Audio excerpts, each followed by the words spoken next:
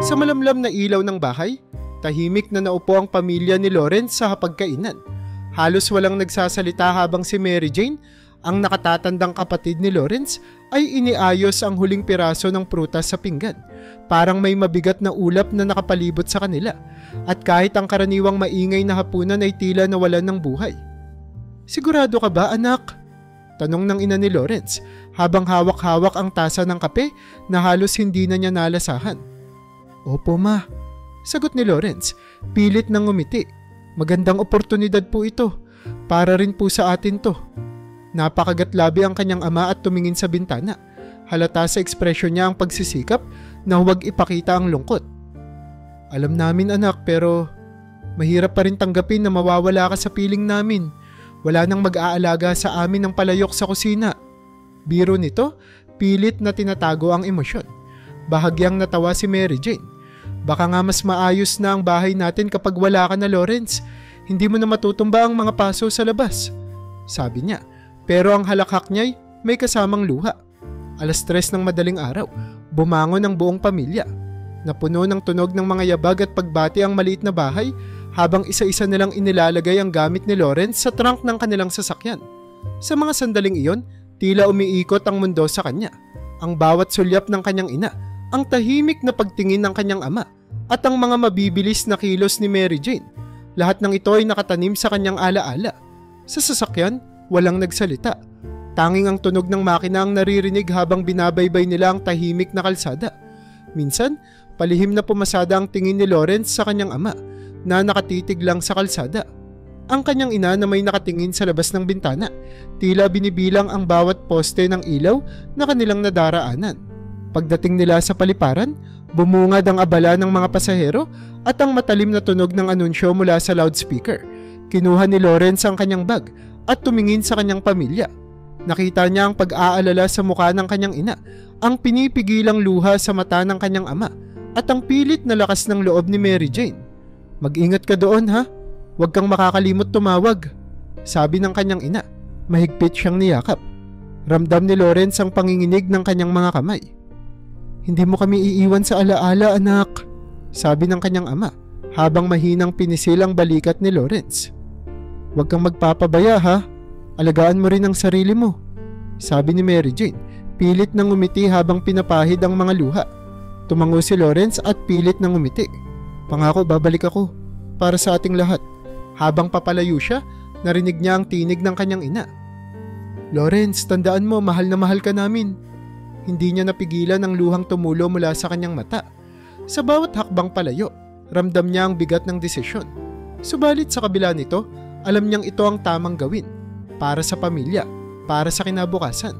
Habang naghihintay siya ng boarding call, muli niyang nilingon ang kanyang pamilya. Nandoon pa rin sila, nakatayo sa gilid, nagmamasid, at tila nagdarasal. Sa isip niya, paulit-ulit ang pangako. Babalik ako, para sa kanila. Pagkalipas ng 3 buwan mula nang umalis si Lawrence patungong Dubai, tila nanibago ang pamilya sa kanyang kawalan. Patuloy silang umaasa sa bawat tawag niya, kahit madalang ito dahil sa kanyang abalang trabaho. Ngunit isang gabi, habang nakaupo ang pamilya sa sala, tumunog ang telepono. Agad itong sinagot ni Mary Jane. "Hello, Lawrence? Kamusta ka na?" tanong niya. May halong saya at pangungulila. Ngunit hindi ang karaniwang boses na puno ng kasiguruhan ang narinig niya. Sa halip, ang mahinang tinig ni Lawrence ang sumagot. "Ate, may problema ako." Napatayo si Mary Jane, tila kinabahan sa tono ng kapatid. "Anong nangyari? Okay ka lang ba?" Mabilis na sumingit ang ina sa usapan, habang ang ama naman ay tahimik na tumitig sa anak na babae, naghihintay ng sagot. "Lawrence, anak, ano yan? Sabihin mo." Huminga ng malalim si Lawrence bago magsalita. "Nagkaproblema po ako dito sa trabaho. Yung kumpanya na pinasukan ko nagbawas ng tao. Isa po ako sa mga natanggal." Bumagsak ang balita tulad ng isang malakas na alon.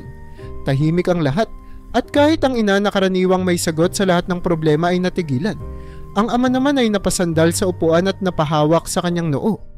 "Anak," malumanay na sabi ng ina, pilit nilalabanan ang pagkabahala. "Anong plano mo ngayon?" "May mga kaibigan po akong tumutulong sa akin na maghanap ng trabaho. Pero sa ngayon, Wala po talaga akong kita. Nahihirapan na rin po akong magbayad ng renta sa tinitirhan ko. Napapikit si Mary Jane, pilit pinipigil ang luha. May pera ka pa ba kahit papaano? May nakakain ka ba? Konti na lang po, pero kaya ko pa naman. Ayoko kayong mag-alala. Sagot ni Lawrence, bagamat halata sa boses niya ang pagod at takot. Hindi napigilan ng ina ang paghikbi. Anak, paano kami hindi mag-aalala? Nandyan ka sa ibang bansa mag-isa. Paano kung magkasakit ka o may mangyari sa'yo? Ma, kaya ko to. Sagot ni Lawrence, bagamat ang boses niya'y tila umaasa ng lakas mula sa kanyang pamilya. Hindi naman po ako susuko. Kailangan lang po ng kaunting panahon. Muling sumingit ang ama, na tahimik ngunit puno ng determinasyon. Lawrence, makinig ka. Kahit anong mangyari, hindi ka nag-iisa. Gagawa kami ng paraan dito. Magpadala ka ng bank details mo. Kung kailangan mo ng pera, ipapadala namin kahit kapos tayo rito. Napaluha si Lawrence sa sinabi ng kanyang ama. Salamat po. Pangako, babawi ako. Pagkatapos ng tawag, nanatiling tahimik ang pamilya. Pilit nilang nilalakasan ang loob para kay Lawrence, pero sa loob-loob nila, mabigat ang kanilang nararamdaman. Alam nilang mahirap ang buhay sa ibang bansa, lalo na't mag-isa si Lawrence. Napagkasunduan nilang magtipid sa mga gastusin upang makatulong sa kanya. Simula noon, naging mas masigasig si Mary Jane sa trabaho, habang ang ina ay nagdagdag ng oras sa maliit nilang tindahan. Ang ama naman ay nagtanim ng mga gulay sa bakuran, umaasang kahit papaano'y makakatipid sila sa pagkain. Alam nilang mahirap ang darating na mga araw, ngunit para kay Lawrence, gagawin nila ang lahat upang magpatuloy siya sa kanyang laban sa Dubai. Lumipas ang ilang buwan mula nang ibalita ni Lawrence ang kanyang sitwasyon sa Dubai. Sa kabila ng mga pagsubok, patuloy ang pamilya sa pagtitipid upang makatulong sa kanya. Isang hapon, habang abala si Mary Jane sa pag-aayos ng mga papeles para sa kanyang trabaho, narinig niya ang mahinang pag-ubo ng kanilang ama mula sa kusina. Pa, ayos ka lang ba? Tanong niya. Lumapit upang tingnan ng ama na tila nawala ng sigla. Maputla ito at pawisan, pero pilit nang ngumiti. Oo anak, kaunting hilo lang to. Sagot nito, ngunit agad siyang napaupo at muling inubo ng malakas. Nagmamadaling tumawag si Mary Jane sa kanilang ina na abala sa tindahan sa labas. Agad itong pumasok, kita ang pag-aalala sa muka. Ano na naman yan, Raul? Akala ko ba ayos ka lang kanina? Ito na naman ang ulo ko, parang umiikot. Mahinang sagot ng kanilang ama. Siguro pagod lang. Hindi na kumbinsi si Mary Jane. Pa, ilang linggo na kitang nakikitang mahina. Hindi na ito normal, kailangan natin magpatingin sa doktor. Anak, magastos yan. Sagot ng ama, tila nahihiyang maging pasanin. Mas mabuti pang ang perang yan ay ipadala nyo na lang kay Lawrence. Mas kailangan niya. Pa, wag mo nang isipin ang pera. Tugon ni Mary Jane, halos masigawan ng ama. Paano ka namin matutulungan ni Lawrence kung ikaw mismo hindi ka nagpapahalaga sa sarili mo? Matapos ang ilang saglit na pagtatalo, napapayag din nila ang ama na magpatingin sa doktor. Nagpunta sila sa pinakamalapit na ospital kinabukasan. Matapos ang ilang pagsusuri, lumapit ang doktor sa kanila at ibinunyag ang diagnosis. May high blood pressure ang ama nyo at may palatandaan ng coronary artery disease. Kailangan niya ng maintenance medication, tamang pagkain at pahinga. Kung hindi, maaaring lumala ito at magdulot ng mas malubhang komplikasyon. Natigilan ng pamilya. Agad nilang naisip ang dagdag na gastusin para sa gamot at regular na check-up. Ngunit mas matindi ang takot nila sa maaaring mangyari kung hindi nila maaagapan ang kalagayan ng ama. Anong gagawin natin? Mahinang tanong ng ina. Halos mangiyak-ngiyak. Wala tayong sapat na pera. May ipon ako mula sa trabaho. Sabi ni Mary Jane. Gagamitin ko muna yon para sa gamot ni Papa. Hindi ito nagustuhan ng ama. Anak, wag na. Ayokong maubos ang pera mo sa akin. May sarili kang buhay. Pa, hindi ito usapan kung sino ang dapat gastusan. Bahagi kayo ng buhay ko, hindi ko hahayaan na mawalan tayo ng isa't isa. Tugon ni Mary Jane, pilit na nilalabanan ng luha. Habang abala ang pamilya sa pag-aasikaso sa ama, sinubukan nilang itago ang sitwasyon kay Lawrence, ngunit hindi nagtagal ay nalaman din niya ito. Isang gabi, tumawag siya. Ate, bakit hindi niyo sinabi agad? Akala niyo ba hindi ko malalaman? Anong nangyayari kay Papa? Tanong niya. Halatang naiiyak sa kabilang linya. Pinilit ni Mary Jane na gawing magaan ang sitwasyon. Ayos lang si Papa. May gamot na siya at inaalagaan namin siya ng mabuti. Pero bakit hindi niyo sinabi? Balik ni Lawrence. Kahit malayo ako, gusto kong malaman ang nangyayari sa inyo. Pama ate, huwag niyo akong ilayo sa pamilya natin.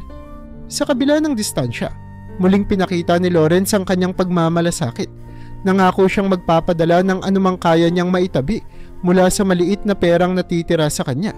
Pinilit niyang maghanap ng paraan upang kahit paano'y makatulong, kahit pa siya rin ay nahihirapan. Sa mga sumunod na linggo, nagtulungan ng pamilya upang mapanatili ang kalusugan ng ama. Bagamat mahirap, hindi nila sinukuan ang isa't isa. Ang kanilang samahan ang naging lakas nila upang harapin ang hamon, habang patuloy nilang pinapangarap ang araw na muling mabuo ang pamilya kasama si Lawrence. Isang gabi, habang tahimik na nakahiga si Mary Jane matapos ang mahabang araw ng trabaho, napansin niyang ilang linggo na ang lumipas mula nang huli nilang marinig si Lawrence. Madalas itong tumatawag o nagmemensahe, ngunit ngayon ay tila naglaho ito ng walang paalam. Agad siyang napabangon at kinuha ang telepono. Ma, napansin niyo ba? Wala pang tawag si Lawrence, sabi niya habang pinuntahan ng ina sa sala. Oo nga anak, ilang araw ko nang hinihintay ang tawag niya. Hindi kaya abala lang siya sa trabaho? Sagot ng ina, halatang nag-aalala na rin. Pero hindi siya ganito. Kahit gaano siya ka-busy, lagi siyang nagpaparamdam.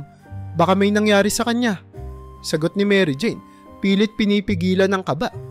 Agad nilang kinuha ang numero ni Lawrence at sinubukang tawagan. Isang beses, 2 beses, ngunit walang sumagot. Sinubukan nilang magpadala ng mensahe sa pamamagitan ng chat, ngunit walang tugon. Dumagdag pa ang pangamba nang mapansin nilang hindi na rin aktibo ang social media account nito. Pama, anong gagawin natin? Tanong ni Mary Jane habang nakaupo sa tabi ng ama na nasa wheelchair na dahil sa panghihina. Ramdam sa bawat miyembro ng pamilya ang takot at kawalang katiyakan. Kung may alam sana tayong ibang kakilala niya doon? Sagot ng ama, mabagal ang boses dahil sa kanyang sakit. Hindi napigilan ng ina ang pagbagsak ng luha. Baka nagkasakit siya. Paano kung walang tumutulong sa kanya? Diyos ko, tulungan mo ang anak ko. Napagpasyahan ni Mary Jane na maghanap ng impormasyon. Kinausap niya ang isang kapitbahay na may kamag-anak din sa Dubai upang subukang magtanong tungkol kay Lawrence. Sa loob ng ilang araw, naghintay sila ng sagot, ngunit tila wala ring makapagbigay ng impormasyon. Dumating ang punto na napuno ng tensyon at kawalang katiyakan ang kanilang tahanan. Isang gabi, biglang tumunog ang telepono. Agad na tumakbo si Mary Jane upang sagutin ito. Hello, Lawrence, ikaw ba yan? Hindi si Lawrence ang nasa kabilang linya. Isa itong estrangherong boses. Hello po, ako po si Ahmed. Kasama ni Lawrence sa accommodation niya dati. Alam ko po na nag-aalala kayo sa kanya, kaya gusto ko pong ipaalam na lumipat po siya ng lugar noong nakaraang linggo. Nagulat si Mary Jane. Lumipat siya? Bakit? Nasaan siya ngayon? Pasensya na po, hindi ko rin alam. Nabanggit niya na naghahanap siya ng bagong trabaho at lilipat muna sa isang murang lugar. Pero mula noong umalis siya, hindi na rin po siya nagparamdam sa amin. Pagkababa ng telepono, ibinalita ni Mary Jane ang nalaman sa kanyang mga magulang. Sa halip na gumaan ang loob nila, lalo pang bumigat ang takot. Mapa, kailangan nating magtiwala. Alam kong may dahilan si Lawrence kung bakit hindi siya nakakapagparamdam. Sabi ni Mary Jane, pilit na pinapalakas ang loob ng pamilya. Muling tumahimik ang kanilang tahanan. Sa bawat gabi, nagdarasal sila. Umaasang muling maririnig ang boses ni Lawrence. Hindi nila inakala na ang maikling panahong ito ng pagkawala ng komunikasyon ay magiging isa sa pinakamahirap na bahagi ng kanilang buhay. Lumipas ang mga linggo, ngunit nanatili pa rin ang katahimikan mula kay Lawrence. Habang patuloy na nag-aalala ang pamilya, nagpatuloy si Mary Jane at ang kanilang ina sa pagtatrabaho upang matustusan ang pang-araw-araw nilang pangangailangan. Subalit dumating ang isang mas malaking hamon na tila magpapabagsak sa kanilang pamilya. Isang gabi, habang naghahanda ng hapunan si Mary Jane, pumasok ang kanilang ina sa bahay. Dala ang balita na parang isang matalim na kutsilyong tumarak sa kanilang puso. Mary Jane, sabi ng kanilang ina, nanginginig ang boses. May problema sa tindahan, nalugi tayo. Biglang natigil si Mary Jane sa ginagawa. Ano? Paano nangyari, ma? Akala ko maayos ang benta natin? Bumaba ang kita dahil sa bagong tindahan na itinayo sa kabilang kanto. Marami sa mga suki natin ang lumipat doon. Hindi ko na kayang punan ng gastusin para sa mga paninda. Nawalan din tayo ng supply dahil hindi na ako makabayad ng buo. Paliwanag ng ina. Nanginginig ang mga kamay habang hinubad ang kanyang apron. Ma, paano na to? Paano si Papa? Paano tayo? Tanong ni Mary Jane. Pilit nilalabanan ng takot. Naisip ko nang magsara na lang muna. Sabi ng ina. Nangingilid ang luha. Pero kung gagawin ko yun, wala na tayong panggastos. Ni hindi ko na alam kung paano natin mabibili ang mga gamot ng papa mo. Sa mga sandaling iyon, naramdaman ni Mary Jane ang bigat ng responsibilidad sa kanyang balikat.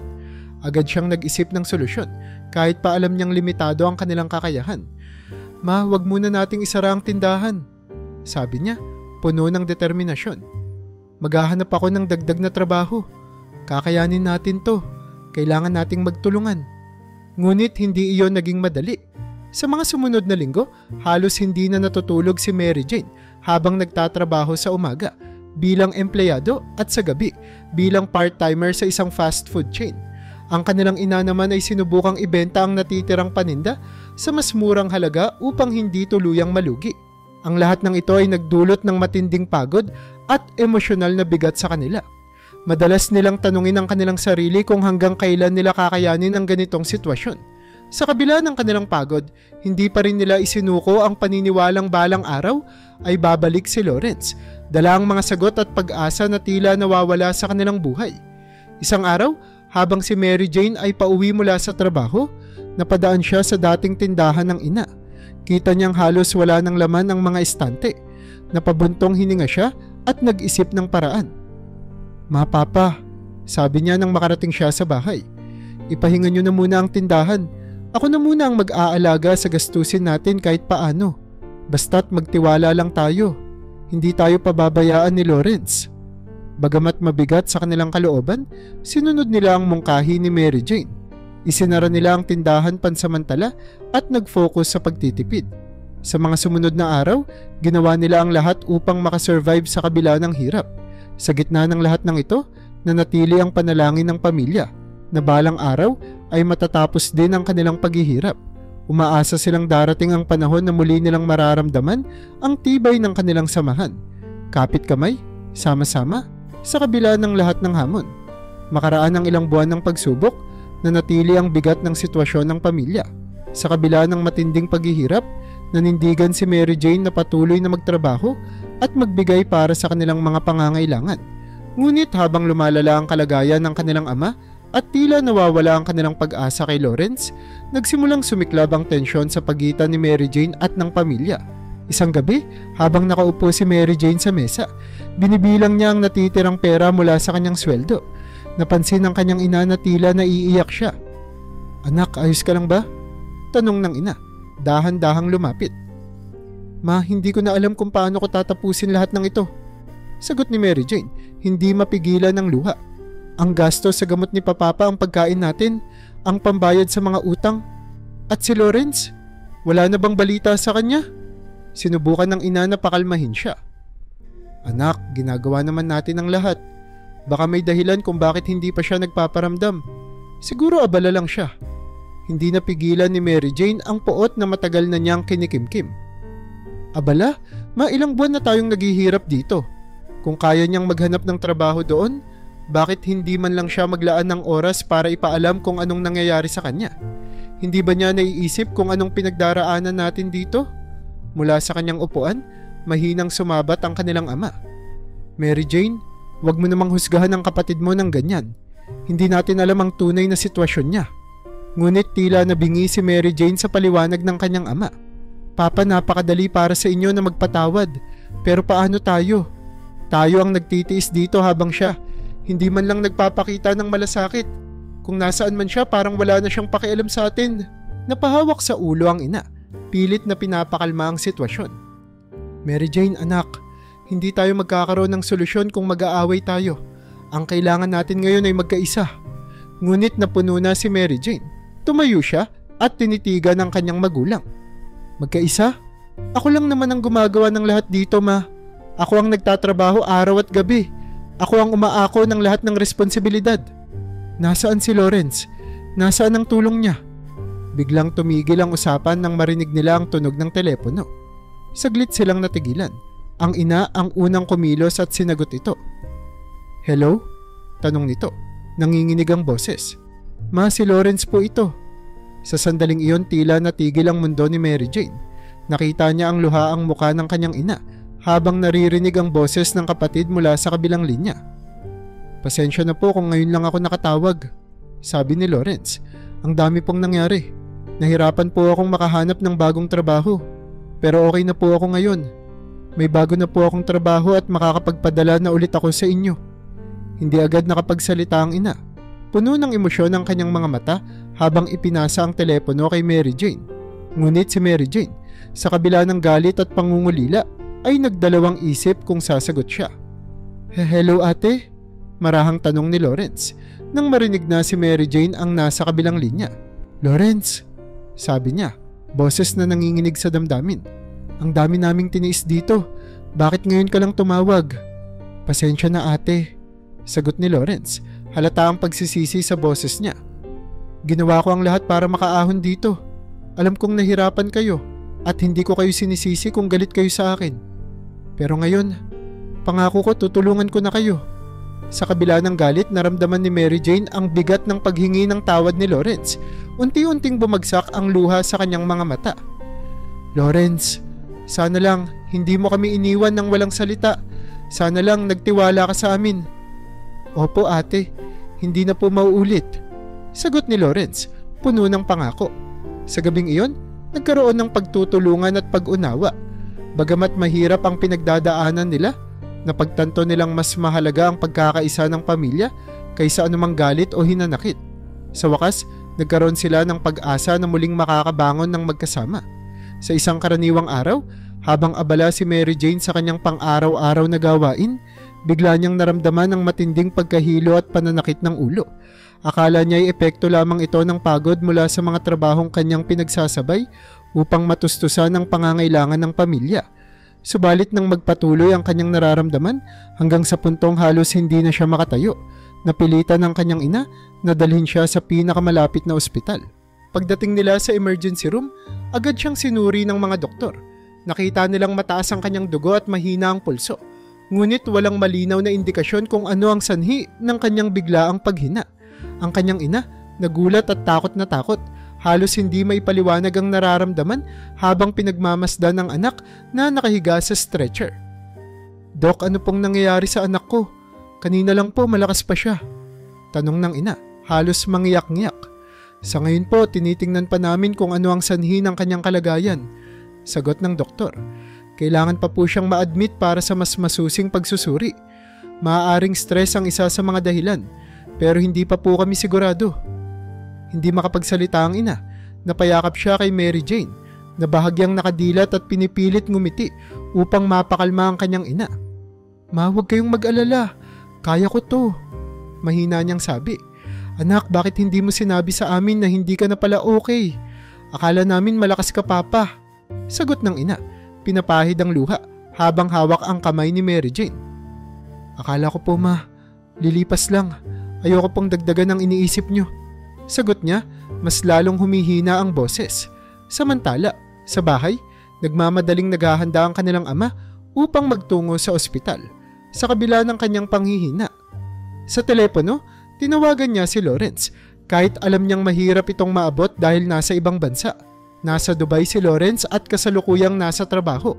Nang marinig ang tawag, tumigil siya sa ginagawa at agad na sinagot ang telepono. "Pa, anong nangyari?" "Lawrence, si ate mo. Nasa ospital siya," sagot ng ama. Pilit pinipigilan ng paghikbi. Bigla siyang nanghina. Hindi pa namin alam kung anong nangyari. Halos mabitawan ni Lawrence ang telepono. "Anong sinasabi niyo pa? Anong ospital siya? Anong sabi ng mga doktor?" "Sinusuri pa siya anak, pero mukhang malubha," sagot ng ama, humihinga ng malalim. "Huwag kang mag-alala. Gagawin namin ang lahat dito." Hindi makapaniwala si Lawrence sa narinig. Napatulala siya habang hawak ang telepono. Iniisip kung paano siya makakauwi o kung ano ang magagawa niya sa ganitong sitwasyon. Nang matapos ang tawag, umupo siya sa gilid ng kanyang kama ang kanyang isip puno ng kaba at pag-aalala. Habang nasa ospital, patuloy na hinihintay ng pamilya ang resulta ng mga pagsusuri kay Mary Jane. Habang pinagmamasdan siya ng kanyang ina, hindi nito maiwasang magdasal, humihiling ng himala para sa anak. Sa mga sandaling iyon, ramdam ng lahat ang bigat ng sitwasyon. At sa kabila ng distansya, nanalangin si Lawrence na maging maayos ang lahat.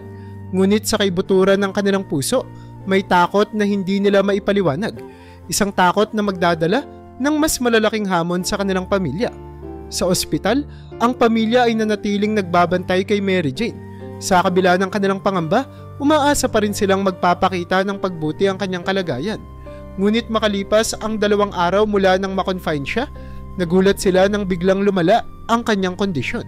"Doktor, ano pong nangyayari sa anak ko?" Tanong ng kanilang ina. Nanginginig ang boses habang hinahawakan ng kamay ni Mary Jane na tila nawalan na ng sigla. "Nasa ilalim pa rin po kami ng pagsusuri. Sa ngayon, tinitingnan namin kung may impeksyon sa kanyang dugo o kung may malubhang kondisyon sa kanyang puso." Sagot ng doktor, ngunit halata rin sa kanyang mukha ang pag-aalala. "Ginagawa po namin ang lahat ngunit hindi pa rin matukoy ang eksaktong sanhi." "Pero bakit bigla siyang nanghina?" Tanong ng ina. Halos lumuhod na sa harapan ng doktor. "Wala siyang iniindang sakit dati." "Mahirap pong sabihin," tugon ng doktor. "Maaari pong may sakit na hindi niya napansin dati o maaaring epekto ng labis na pagod or stress. Nagpadala na po kami ng karagdagang sample sa laboratorio para sa mas malalimang pagsusuri." Sa tabi ng kama, tahimik na umiiyak ang kanilang ama habang pinipisil ang kamay ng anak. Ramdam niya ang bawat paghina ng paghinga nito at ang bawat tunog ng makina sa paligid ay nagdadala ng mas malaking takot.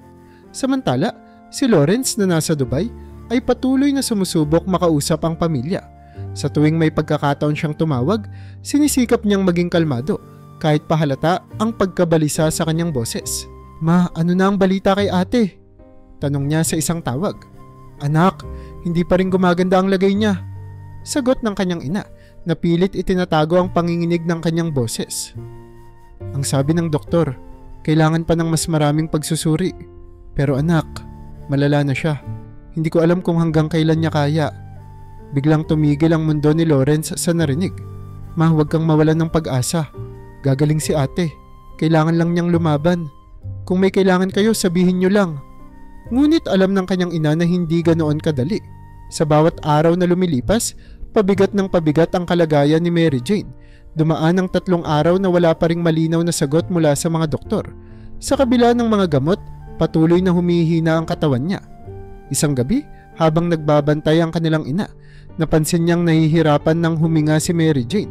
Agad niyang tinawag ang mga nurse at muling napuno ng tunog ng makina ang kwarto habang sinusubukan ng mga medical staff na palakasin ang kanyang tibok ng puso. Sa labas ng kwarto, nakaupo ang ama. Walang magawa kundi magdasal. Ang kanyang mga kamay ay magkahawak, pilit na tinatanggap ang anumang mangyari sa kanilang anak. Ngunit sa kanyang puso, may bumibigat na pangamba. Paano kung hindi nakayanin ni Mary Jane? Habang lumalala ang kalagayan ni Mary Jane, lalong naramdaman ng pamilya ang kawalan ng kontrol sa sitwasyon. Sa kabila ng kanilang pangingibabaw na takot, nanatili silang magkasama. Hawak ang panalangin na sana ay bumuti ang lagay ng kanilang mahal na anak. Ngunit sa kaloob-looban nila, may nakabaong tanong na hindi nila masagot. Bakit nangyayari ito kay Mary Jane? Isang maagang umaga, sa maliit na kwarto ng ospital, napansin ng ina ni Mary Jane ang tuluyang paghina ng kanyang anak. Halos hindi na nito magawang magmulat ng mata at ang dating mapula nitong pisngi ay maputla na ngayon. Tila nawawalan na ng buhay. Agad niyang tinawag ang doktor. "Doktor, anong nangyayari? Bakit parang lalong humihina ang anak ko?" Tanong ng ina. Nanginginig ang boses sa takot. "Ipinapadala na po namin sa laboratorio ang mga karagdagang pagsusuri." Sagot ng doktor. Nagmamadaling binubuksan ang chart ni Mary Jane. "Pero kailangan po nating ihanda ang pamilya. Kritikal na po ang lagay niya." Halos mawala ng lakas ang ina ni Mary Jane sa narinig. Agad niyang kinuha ang telepono at tinawagan si Lawrence kahit pa halos madaling araw na sa Dubai. Sa Dubai, si Lawrence ay abala sa kanyang trabaho nang marinig niya ang pagtunog ng kanyang telepono. Agad niyang kinuha ito at sa screen ay nakita ang pangalan ng kanyang ina. Nagdulot ito ng kakaibang kaba sa kanya sapagkat bihira lang tumawag ang kanyang ina ng ganitong oras. Ma, anong nangyari? Sagot niya agad, puno ng kaba. Anak, boses pa lang ng kanyang ina ay alam na niyang may masamang balita. Si Mary Jane, lalong humihina ang katawan niya. Sabi ng doktor, critical na siya. Halos hindi makapagsalita si Lawrence. Bumigat ang kanyang dibdib at naramdaman niya ang biglaang pagkawala ng lakas sa kanyang mga tuhod. Ma, paano? Bakit? Anong sinabi ng doktor? Anong gagawin natin? Anak, ginagawa na nila ang lahat, pero hindi nila masabi kung ano ang eksaktong dahilan. Sabi nila, baka stress o maaaring may sakit siya na hindi napansin noon. Sagot ng ina, pilit nilalabanan ng hikbi. Pero anak, parang nawawalan na siya ng pag-asa. Lo, baka hindi na natin siya makasama ng matagal. Halos mabingi si Lawrence sa narinig. Ma, hindi pwedeng mangyari yan. Kailangan niyang lumaban. Ma, sabihin mo sa kanya na magpakatatag siya. Nandito ako. Hindi ko siya pababayaan kahit malayo ako. Anak, gusto kanyang makausap. Sagot ng ina, nanginginig ang boses. Mabilis na iniabot ng ina ang telepono kay Mary Jane. Sa kabila ng paghina ng katawan, pilit nitong kinuha ang telepono at inilapit sa kanyang tenga. Ate, ako to. Si Lawrence. Sabi niya. Pilit pinapalakas ang boses upang itago ang takot. Kumusta ka? Huwag kang susuko ha. Kailangan ka namin ni Mama at Papa. Mahinang boses ang sumagot mula kay Mary Jane. Sorry. Ang hirap. Hindi ko na yata kaya. Huwag kang magsalita ng ganyan ate. Malalampasan mo to, pangako. Sagot ni Lawrence. Ngayon ay umiiyak na rin.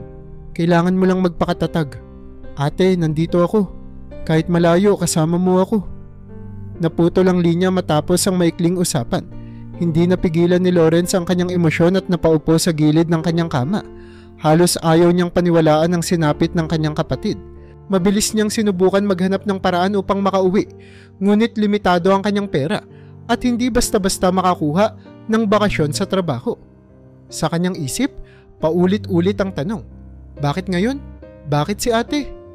Habang nasa ospital, hawak-hawak ng ina ni Mary Jane ang kamay nito. Anak, sinabi mo kay Lawrence na lalaban ka, di ba? Huwag mo kaming iiwan, Mary Jane. Tahimik si Mary Jane, tila wala ng lakas upang sumagot. Nangingilid ang luha ng kanyang ina, pero nanatili siyang umaasa sa milagro, kahit paunti-unti nang bumibigat ang kanyang pakiramdam na maaaring hindi na nila makakasama ng matagal si Mary Jane. Kinabukasan, habang ang pamilya ay nasa ospital, patuloy silang nagdarasal para kay Mary Jane. Halos hindi na siya kumikilos at ang bawat paghinga niya ay tila isang malaking laban. Nasa tabi niya ang kanilang ina, hawak ang kanyang kamay, habang ang kanilang ama ay tahimik na nagdarasal sa isang sulok. Anak, andito lang kami. Mahina ngunit puno ng pagmamahal na sabi ng ina. Huwag kang susuko ha. Naghihintay si Lawrence na makita kang malakas ulit. Bahagyang dumilat si Mary Jane, ngunit mahina na ang kanyang boses. Mahal ko kayo. Sabihin niyo kay Lawrence na hindi ko siya sinisisi, na mahal ko rin siya. Napaluha ang ina sa narinig. Huwag kang magsalita ng ganyan anak. Lalaban tayo. Hindi kita bibitawan. Ngunit tila alam ni Mary Jane ang nasa unahan. Sa huling pagkakataon, pilit siyang ngumiti sa kanyang ina bago muling pumikit. Tumunog ang makina ng monitor sa tabi ng kanyang kama at biglang bumagsak ang linya nito. Nagmamadaling pumasok ang mga nurse at doktor. Tinangka nilang i-revive si Mary Jane. Doc, gawin niyo ang lahat please. Umiiyak na sigaw ng ina. Ginawa ng mga doktor ang lahat ng kanilang makakaya. Ngunit makalipas ang ilang minuto, isang malungkot na anunsyo ang binitiwan ng doktor. Pasensya na po. Wala na si Mary Jane. Tumigil ang mundo ng pamilya. Ang ina ay napasigaw sa sakit, halos mahimatay sa sobrang hinagpis. Ang ama ay napayuko. Hawak ang kanyang dibdib habang ang kanilang luha ay patuloy na bumagsak, napuno ng kalungkutan ng maliit na silid ng ospital. Samantala, sa Dubai, si Lawrence ay abala sa trabaho nang makatanggap siya ng tawag mula sa kanyang ina. Nang sagutin niya ito, narinig niya agad ang hikbi sa kabilang linya. Lawrence, anak. Hirap magsalita ang ina sa sobrang pag-iyak. Wala na si ate mo. Parang hindi naintindihan ni Lawrence ang narinig. Anong ibig mong sabihin? Anong nangyari? Anak, si Mary Jane. Wala na siya. Sinubukan nila pero hindi na niya kinaya. Sagot ng ina. tuluyang humagulgol sa telepono. Halos mabitawan ni Lawrence ang kanyang telepono. Hindi totoo yan. Hindi pwedeng mangyari to. Anak, sorry. Hindi ko alam kung paano nangyari. Ang bilis, Lawrence. Ang bilis ng lahat. Sagot ng ina, patuloy ang hikbi. Sa kabila ng distansya, naramdaman ni Lawrence ang matinding sakit na tila pumunit sa kanyang puso. Ang guilt at lungkot ay sabay na bumalot sa kanya. Paulit-ulit niyang iniisip kung ano ang dapat niyang ginawa upang hindi ito nangyari. Naalala niya ang huling usapan nila ni Mary Jane at ang boses nito na humihiling na huwag siyang sumuko. Ate, patawarin mo ako. Patawarin mo ako. Mahina niyang sabi sa sarili habang tumulo ang luha niya. Sa mga araw na sumunod, ang pamilya ay nagsimulang magplano para sa libing ni Mary Jane. Sa kabila ng lungkot at pangungulila, napagtanto nilang kailangang alamin ang tunay na dahilan ng bigla ang pagkawala ni Mary Jane. Ang misteryo ng kanyang pagkamatay ay patuloy na gumugulo sa kanila at hindi nila maiwasang magtanong. Bakit siya kinuha ng ganoon kabilis? Ano ang hindi nila alam? Dumating si Lawrence sa kanilang bayan matapos ang mahabang biyahe mula sa Dubai. Sa kabila ng pagod at jetlag, hindi niya naramdaman ang kahit anong pisikal na panghihina. Dahil sa kanyang puso, mas matindi ang sakit at pangungulila. Hindi niya lubos matanggap na ang kanyang ate, ang taong laging umaalalay sa kanya, ay wala na. Habang papalapit siya sa kanilang tahanan, ramdam niya ang bigat ng atmosfera. Maraming tao ang nagtipon sa labas ng bahay, tahimik na nakikiramay. Naghanda siya ng lakas ng loob bago tuluyang pumasok. Pagbukas ng pinto, agad niyang nasilayan ang kabaong ni Mary Jane sa gitna ng sala. Nakatakip ang kalahati ng salamin ng kabaong at sa ilalim nito ay ang mapayapang mukha ng kanyang ate. Hindi niya napigilan ang pagbagsak ng luha habang dahan-dahang lumapit. Lawrence, sabi ng kanyang ina, halos paos sa kaiiyak. Mahigpit siyang niyakap nito. Anak, salamat at nakarating ka. Alam kong gustong-gusto kang makita ng ate mo. Halos hindi makapagsalita si Lawrence. Humihikbi habang niyayakap din ang kanyang ina. Ate, bakit biglaan? Lumapit siya sa kabaong at tumitig sa mukha ni Mary Jane. Parang natutulog lang ito. Payapa ang ekspresyon, ngunit alam niyang hindi na muling magigising. Pinilit niyang magdasal, humihiling ng lakas para tanggapin ang masakit na realidad. Habang nagmumuni-muni sa harap ng kabaong, napansin niya ang isang bagay. Ang mga kamay ng kanyang ate, magkahawak at nakaayos ng maayos, ngunit tila may nakaipit sa pagitan ng mga daliri nito. Inilapit niya ang kanyang muka upang mas malinaw itong makita. Mapapa, sabi niya, halos pabulong. May nakaipit sa kamay ni ate. Ha? Anong sinasabi mo, anak? Tanong ng kanyang ama, lumapit upang tingnan. Dahan-dahang inilapit ni Lawrence ang kanyang kamay sa loob ng kabaong at maingat na kinuha ang nakaipit sa kamay ni Mary Jane. Isa itong nakatuping liham. Napatigil siya, saglit na tinignan ng magulang na halatang nagtataka rin. Liham? Tanong ng kanyang ina, bahagyang pinahid ang mga luha sa pisngi. Bakit kaya may sulat ang ate mo? Hindi agad binuksan ni Lawrence ang liham. Hinawakan niya ito ng mahigpit. Tila nararamdaman niyang may mahalagang nilalaman ito. Hindi niya alam kung handa na siyang basahin ito. Ngunit ramdam niyang ang mga salitang naroon ay maaaring magbigay linaw sa mga katanungang matagal nang bumabagabag sa kanila. Pagkatapos makuha ang liham mula sa kamay ni Mary Jane, dahan-dahang binuksan ito ni Lawrence, kasabay ng pagbuklat sa papel, na puno ang paligid ng tensyon. Tahimik na tumingin ang kanilang mga magulang, nag-aabang sa bawat salitang babasahin ni Lawrence. Habang nanginginig ang kamay, sinimulan niyang basahin ang liham. Sa pamilyang iniwan ni Mary Jane, ako po si Marco, dating katrabaho niya. Alam kong hindi madali ang panahon na pinagdaraanan ninyo ngayon at gusto kong sabihin na humahanga ako sa tapang at dedikasyon ni Mary Jane. Ngunit may kailangan kayong malaman at ito ang tanging paraan na naisip kong maipaabot ito sa inyo nang hindi nalalagay sa alanganin ng sarili kong buhay. Si Mary Jane ay nalagay sa isang sitwasyon na nagdulot ng malaking panganib sa kanya. Natuklasan niya ang mga ilegal na gawain sa kumpanya naming pinagtatrabahuhan. Ang mga ito ay may kinalaman sa paggamit ng peking dokumento para dayain ang mga kliyente at pagnanakaw mula sa pondo ng kumpanya. Nang subukan niyang magsumbong, napansin kong may mga tao sa kumpanya na nagsimulang magbantay sa kanya. Bago siya na ospital, Narinig ko ang usapan ng ilan sa mga kasamahan namin na nagsabing kailangan nilang patahimikin si Mary Jane. Natatakot akong sabihin ito noon, ngunit naniniwala akong siya ay nilason para hindi na magsalita. Pasensya na po kung hindi ko ito nasabi habang buhay pa siya. Ang konsensya ko ang nagtulak sa akin na magsulat ng liham na ito upang magbigay liwanag sa nangyari sa kanya. Sana ay makamit ninyo ang hustisya na nararapat para kay Mary Jane, Marco. Matapos basahin ni Lawrence ang liham, bumagsak ang kanyang mga kamay at napaluha siya. Tumahimik ang buong silid. Nilason si ate, mahinang sambit ni Lawrence. Tila hindi pa rin makapaniwala sa kanyang nabasa. Nang marinig ito, tuluyang napahagulgol ang kanilang ina. Anak, bakit nila ginawa ito sa kanya? Ang ate mo, napakabuti niyang tao. Bakit siya pa? Tahimik na tumingin ang kanilang ama sa malayo, ngunit bakas sa kanyang muka ang galit at sakit. Hindi natin ito pwedeng palampasin, sabi nito. Ang boses ay puno ng determinasyon.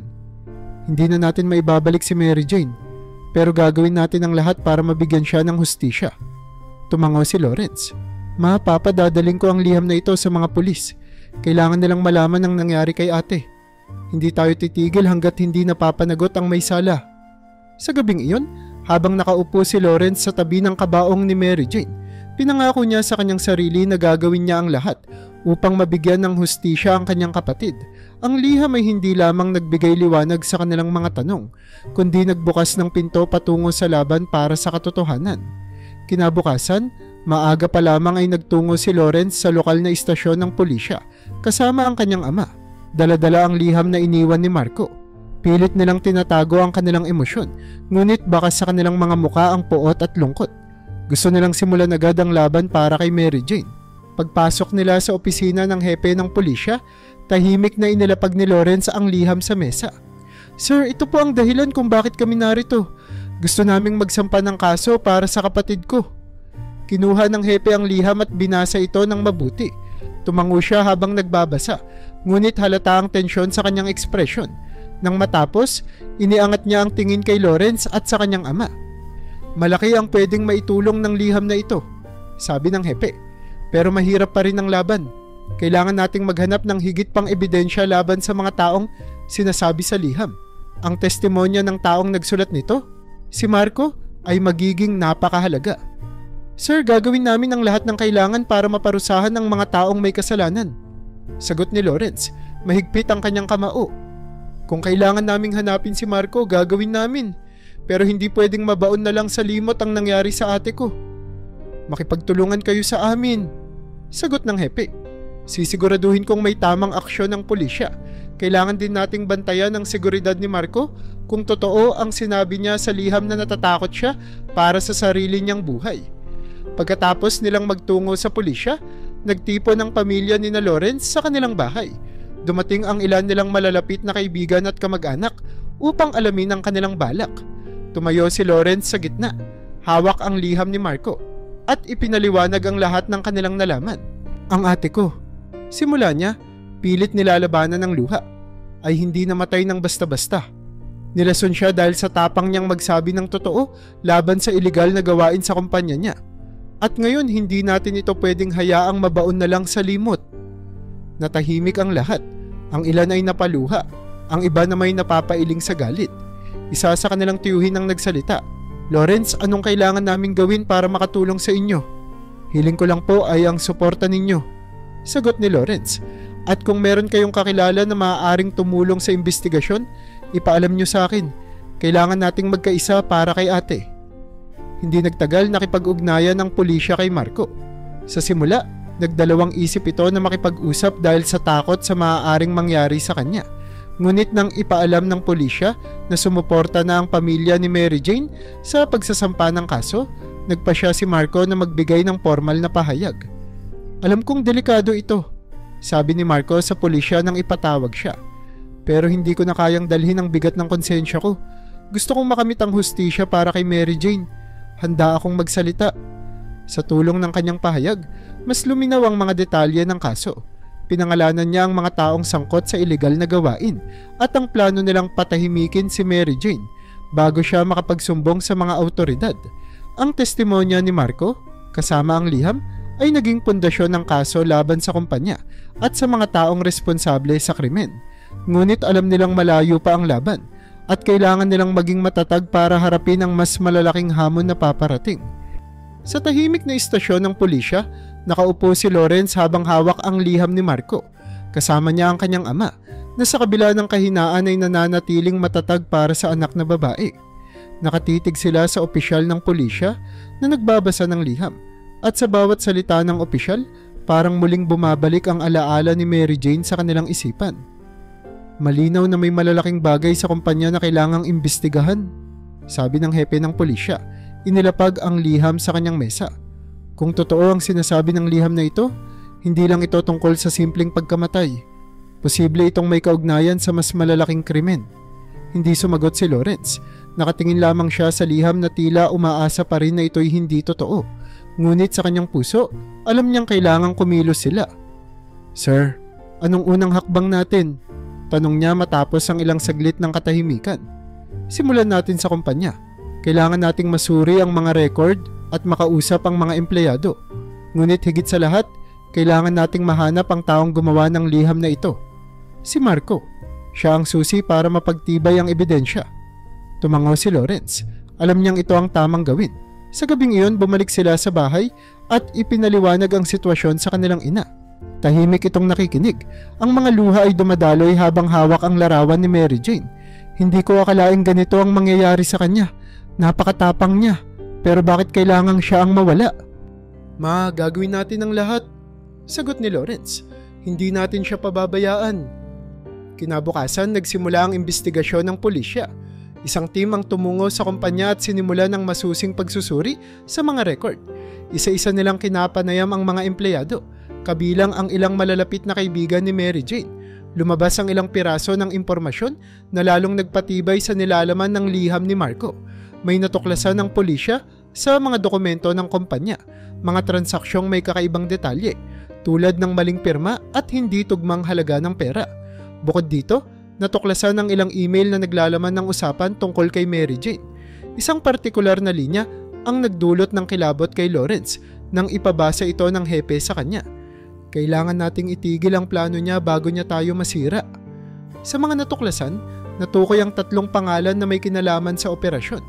Ang general manager na tila siyang utak ng lahat, ang head ng finance department na siyang gumagawa ng mga peking dokumento, at isang supervisor na itinuturong responsable sa paglagay ng lason sa pagkain ni Mary Jane.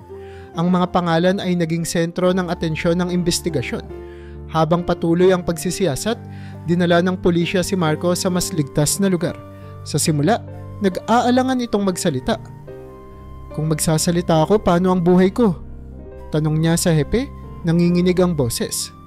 "Marco, kung hindi ka magsasalita, mas maraming tao ang hindi makakamit ang hustisya. Lalo na si Mary Jane," sagot ng opisyal. "Nandito kami para protektahan ka." Napabuntong hininga si Marco. Matapos ang ilang saglit, nagpasya siyang magbigay ng formal na pahayag.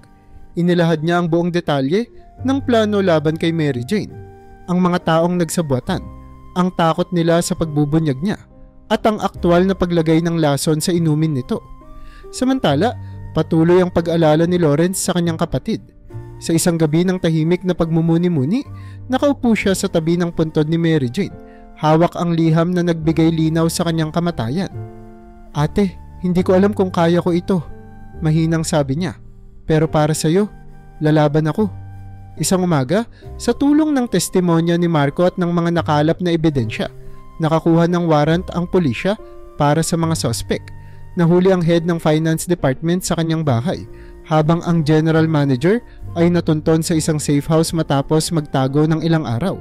Ang supervisor naman ay naharang sa airport habang nagtangkang tumakas palabas ng bansa. Habang dinadala ang mga suspek sa kulungan, hindi maiwasang mapaluha si Lawrence. Nararamdaman niya ang mabagal ngunit siguradong pagkamit ng hustisya para sa kanyang kapatid. Sa araw ng paglilitis, inilabas ang mga ebidensya at pahayag ni Marco na nagdulot ng mabigat na hatol sa mga salarin.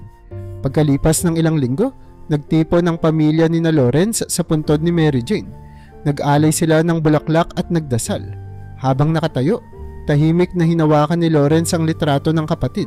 At sa unang pagkakataon, nakaramdam siya ng kapayapaan. Natapos na ate, bulong niya. Nakuha na natin ang hustisya na nararapat sa iyo. Salamat sa tapang mo. Hindi ka namin malilimutan. Habang patuloy ang pagsasampa ng kaso laban sa mga suspek, napilitan si Marco na humarap sa korte upang ibigay ang kanyang formal na testimonya.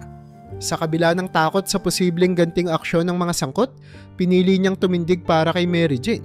Dumating ang araw ng paglilitis at sa loob ng madilim na courtroom, naroon si Lawrence at ang kanyang mga magulang. Tahimik ngunit puno ng determinasyon na makita ang hustisya para sa kanilang mahal na anak. Si Marco ay umakyat sa witness stand. Halatang kinakabahan ngunit pilit na nilalabanan ng takot. Sa kanyang pahayag, inilahad niya ang lahat ng nalalaman niya tungkol sa mga ilegal na gawain ng kumpanya at ang mga pangyayari bago pa na ospital si Mary Jane. Nalaman ni Mary Jane ang tungkol sa mga peking dokumento at pagnanakaw ng pondo sa kumpanya. Ani Marco, ang boses ay nanginginig ngunit matatag. Nagbanta siyang isusumbong niya ang mga ito sa mga autoridad. Sinubukan ko siyang pigilan dahil alam kong delikado ito, ngunit matigas ang loob niya. Sabi niya, hindi ko kayang pabayaan na walang gawin. Tahimik ang buong courtroom habang patuloy na nagsasalaysay si Marco. May narinig akong usapan ng general manager at head ng finance. Sinabi nilang kailangan nilang tigilan si Mary Jane bago pa siya makapagsumbong. Pagkatapos noon, nakita ko na lang na biglang nagkasakit si Mary Jane. Iyon ang araw na napagtanto kong maaaring nilason siya. Ipinakita rin ni Marco ang kanyang kopya ng ilang ebidensya, kabilang ang mga email at resibo na nagpatunay sa mga irregularidad sa kumpanya. Habang naririnig ang kanyang salaysay, halatang naiiyak si Lawrence ngunit nanatiling nakaupo. Hawak ang kamay ng kanyang ina. Ang ama naman nila ay tahimik na nakatingin sa harap, pilit nilalabanan ng emosyon. Matapos ang pahayag ni Marco, sunod na ipinakita ng pulisya ang mga ebidensyang nakalap mula sa opisina ng kumpanya. Kasama rito ang mga mensahe na may malinaw na intensyon ng mga suspek na patahimikin si Mary Jane. Lumitaw din sa investigasyon ang testimonya ng ilang iba pang empleyado na nagpapatunay sa sinabi ni Marco. Ang mga suspek, sa kabila ng kanilang pagtatanggol ay halatang nabawasan ng kumpiyansa habang lumalabas ang mga ebidensya laban sa kanila. Ang general manager, na pangunahing utak ng lahat, ay tahimik na nakaupo, ngunit bakas sa kanyang mukha ang pagkabalisa. Pagkatapos ng ilang oras ng paglilitis, natapos ang araw na iyon na puno ng pag-asa para sa pamilya ni Mary Jane. Sa kabila ng mahaba pang proseso, alam nilang ang pahayag ni Marco ay nagbigay ng matibay na pundasyon para sa kaso. Habang papalabas ng korte, lumapit si Marco kay Lawrence at sa kanyang pamilya. Halata sa kanyang mukha ang bigat ng konsensya, ngunit may bahid ng tapang. Pasensya na po kung hindi ko agad na ipagtanggol si Mary Jane. Kung sana mas maaga akong nagsalita. Mahigpit na tinapik ni Lawrence ang balikat ni Marco. Hindi mo na kailangang humingi ng tawad. Ang ginawa mo ngayon ay isang malaking bagay para sa hustisya ng kapatid ko. Salamat sa tapang mo. Tumango si Marco, bakas ang paggaan ng kanyang loob. Gusto ko lang pong siguruhin na makakamit niya ang hustisya. Deserve niya yun. Pag-uwi sa bahay, nagtipon ang pamilya sa altar kung saan naroon ang litrato ni Mary Jane. Nag-alay sila ng dasal para sa patuloy na paglaban para sa katotohanan. Sa kabila ng sakit, unti-unting naramdaman ni Lawrence na nalalapit na ang araw kung kailan makakamit nila ang hustisya para sa kanyang ate. Matapos ang ilang buwan ng paglilitis, lumabas ang hatol para sa mga taong sangkot sa pagkamatay ni Mary Jane. Ang general manager, ang head ng finance department, at ang supervisor ay lahat nahatulan ng pagkakakulong dahil sa illegal na gawain at sa pagkamatay ni Mary Jane. Kasama na rin dito ang iba pang kasabwat na natukoy sa kasagsagan ng investigasyon. Ang hustisya na matagal na nilang inaasam-asam ay sa wakas ay natamo. Habang ipinapahayag ng hukom ang hatol, naluha si Lawrence. Sa kanyang puso, may kirot pa rin sa pagkawala ng kanyang kapatid. Ngunit sa pagkakataong ito, may halong kaluwagan ng bawat patak ng kanyang luha. Sa likod niya, mahigpit ang pagkakahawak ng kanilang ina sa kanyang balikat habang umiiyak. Ang kanyang ama naman ay tahimik na nagdasal habang naririnig ang desisyon ng hukom. Mary Jane, sa wakas, bulong ng kanilang ina habang lumuluha. Nakuha mo na ang hustisya na nararapat sa iyo, anak. Matapos ang paglilitis, lumapit si Marco kay Lawrence at sa kanyang pamilya. Nandoon pa rin ang takot sa kanyang mga mata, pero bakas na rin ang tapang at kaginhawahan. Lawrence, ma'am, sir. Simula ni Marco. Alam kong hindi na maibabalik si Mary Jane. Pero gusto ko lang po sabihin na salamat sa pagtitiwala sa akin. Alam kong hindi ito naging madali, lalo na para sa inyo. Mahigpit na niyakap ni Lawrence si Marco. Hindi namin makakamit ang hustisya kung hindi dahil sa iyo, Marco. Malaki ang utang na loob namin sa iyo. Salamat sa lahat. Nagbigay si Marco ng isang maliit na ngiti. Tila lumuwag na ang bigat na matagal na niyang dala. Ang mahalaga, nagawa ko ang tama para sa kaibigan ko. Sana mapayapa na si Mary Jane. Makalipas ang ilang araw, nagdesisyon si Lawrence na manatili na lamang sa Pilipinas kasama ang kanyang pamilya. Napagtanto niyang mas kailangan siya ng kanyang mga magulang, lalo na ngayong wala na si Mary Jane. Bumalik siya sa kanilang bahay at sinubukan nilang magsimula muli. Unti-unting bumangon mula sa kalungkutang dala ng pagkawala ng kapatid. Isang hapon, habang nakaupo sa tabi ng puntod ni Mary Jane, nag-alay ng bulaklak si Lawrence at nagdasal ng tahimik. Sa kanyang isipan, binalikan niya ang masasayang alaala ng kanilang pagkabata, ang mga tawanan at ang mga pangaral ni Mary Jane sa kanya. Alam mo ate, hindi ako magiging ganito katapang kung hindi dahil sa iyo, bulong ni Lawrence habang pinupunasan ng luha sa kanyang pisngi. Ikaw ang nagturo sa akin na huwag sumuko sa katotohanan kahit gaano pa ito kahirap. Sana'y masaya ka na kung nasaan ka man ngayon. Sa pag-alis niya sa puntod, nandoon pa rin ang bigat sa kanyang puso. Ngunit may halong kaginhawahan. Alam niyang nagawa niya ang lahat para sa kanyang kapatid. At ang alaala ni Mary Jane ay mananatiling buhay sa kanilang puso at sa bawat taong kanyang natulungan. Sa kanilang bahay, nagpatuloy ang pamilya ni Lawrence na magsikap para sa kanilang kinabukasan. Pinili nilang gawing inspirasyon si Mary Jane upang patuloy na lumaban sa buhay. Sa tulong na rin ni Marco at ng mga kaibigan, sinubukan ni Lawrence na magsimula ng isang maliit na proyekto para sa mga kabataan sa kanilang komunidad. Isang lugar kung saan maaaring magsanay at mag-aral ang mga kabataan tungkol sa kanilang mga karapatan at kung paano lumaban sa katiwalian. Unti-unting bumalik ang sigla ng tahanan ng pamilya ni Lawrence. Ang kanilang pagkakaisa ay naging mas matibay pa kaysa dati. At ang alaala ni Mary Jane ay nagsilbing ilaw na gumabay sa kanila sa mga panahon ng dilim. Ang buhay ni Mary Jane ay nagwakas ng masakit, ngunit ang kanyang tapang, prinsipyo at pagmamahal sa pamilya ay patuloy na magbibigay inspirasyon, hindi lamang sa kanyang pamilya, kundi sa lahat ng taong nakakakilala sa kanya.